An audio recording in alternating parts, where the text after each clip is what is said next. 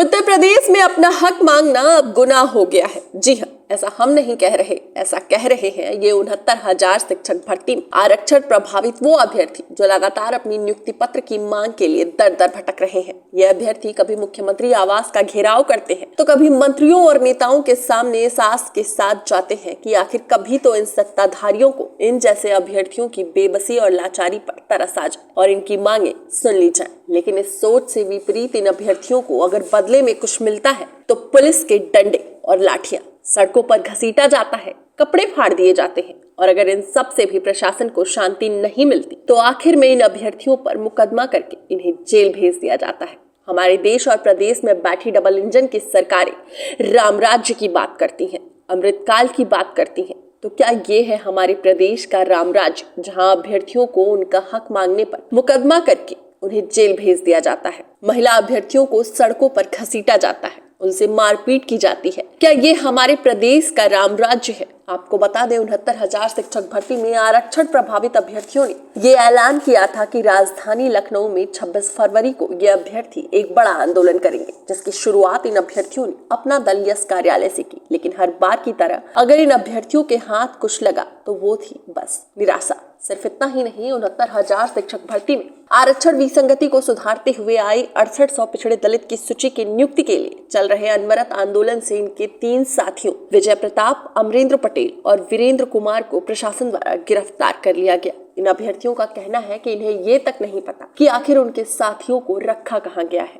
उनके ये तीनों साथी किस हाल में हैं, जिससे इन अभ्यर्थियों में रोष की स्थिति देखी जा सकती है। इन अभ्यर्थियों का साफ तौर पे कहना है कि अगर इनके तीनों साथियों को रिहा नहीं किया गया तो 6800 के सभी अभ्यर्थी अब सड़कों पर उतरेंगे और सड़कों पर अब इन अभ्यर्थियों का तांडव देखने को मिलेगा। फिलहाल अब देखना ये दिलचस्प होगा कि इन अभ्यर्थियों की मांगों को सरकार कितनी गंभीरता से लेती है या इनके तीनों साथियों को कब तक रिहा करती है।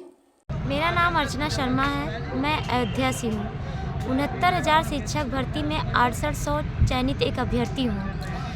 हमारा एग्ज़ाम 2018 में हुआ था, जिसमें 69,000 शिक्षक भर्ती में 3 काउंसलिंग हुई, लेकिन हम लोग की काउंसलिंग नहीं हुई क्योंकि हमारी सीटें जनरल वर्ग को दे दी गई।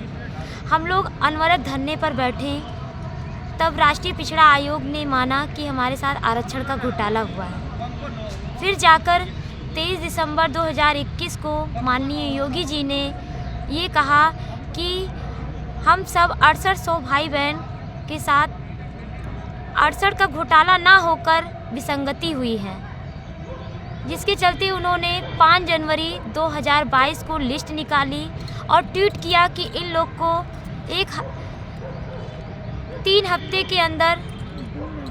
3 दिन के अंदर नियुक्ति कराई जाए। लेकिन 3 दिन के अंदर नियुक्ति ना कराकर हम लोग आज 623 दिन हो रहे हैं, अभी तक हम लोग की नियुक्ति नहीं कराई गई है। हम लोग अनवरत धरने पर 623 दिन से बैठे हुए हैं और हमारे कुछ भाई बहन जो है 63 दिन से भूख हड़ताल पर बैठे हैं। लेकिन अभी तक ना कोई मंत्री, ना कोई नेता, ना कोई शासन प्रशासन का कोई भी सदस्य यहाँ पर ना आया है, ना हमसे पूछा है कि आप किस स्थिति में हैं, आपके साथ न्याय हुआ या नहीं हुआ।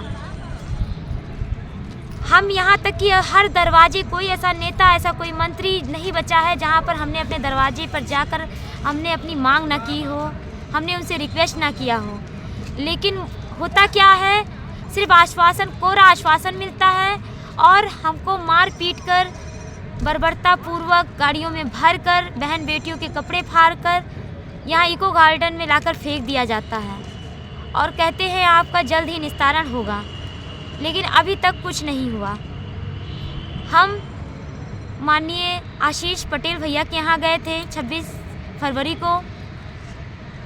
वहाँ उन्होंने कहा कि आपको न्याय मिलेगा, 100% मिलेगा, और उन्होंने ये भी कहा कि आप हमें 3 दिन का मौका दीजिए, हम प्रयास करेंगे, माननीय योगी जी से आपकी मुलाकात भी, सार्थक मुलाकात भी कराएंगे। लेकिन अभी तक तो ठीक था, थोड़ी खुशी हुई, चलो हम माननीय योगी जी से मिलवाएंगे।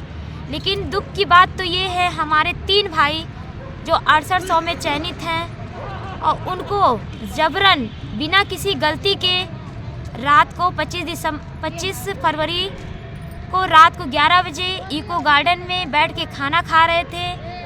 हजरतगंज के पुलिसकर्मी यहाँ पर आए और उनको जबरन उठाकर लेकर गए हैं और 36 घंटे से ऊपर हो रहा है आज, लेकिन अभी तक उनका पता नहीं चल पा रहा है कि वो कहाँ पर हैं।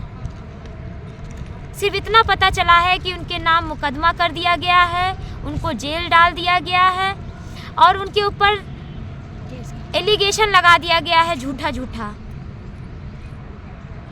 तो हम माननीय योगी जी से कहना चाहते हैं कि माननीय योगी जी, हमारे 3 भाइयों को जल्द से जल्द रिहा किया जाए, वरना हम लोग सड़कों पे उतरने पे मजबूर हो जाएंगे। और 6800 भाई बहन जो हमारे हैं, उन्होंने ये ठाना है कि अगर हमारे तीनों भाइयों को रिहा नहीं किया गया तो अब सड़कों पर तांडव होगा। इसलिए प्लीज़ माननीय योगी जी, आप हमें न्याय दीजिए, हमारे तीनों भाइयों को जल्द से जल्द रिहा कीजिए।